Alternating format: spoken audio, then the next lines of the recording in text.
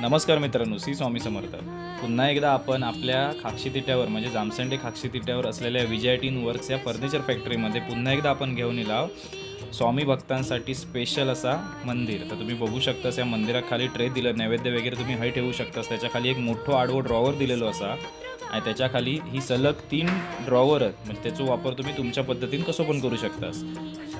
आणि एका साईडला तुमका पूर्णपणे एक झडप दिला म्हणजे मोठा काय सामान असा समय विमे मोठी असा तर तुम्ही त्याच्यात ठेवू शकता. आणि ह्या यांचा वेगळा ह्या काय माहीत आहे, हे दरवाजे उघडलास ना की हे दरवाजे आतमध्ये जातात.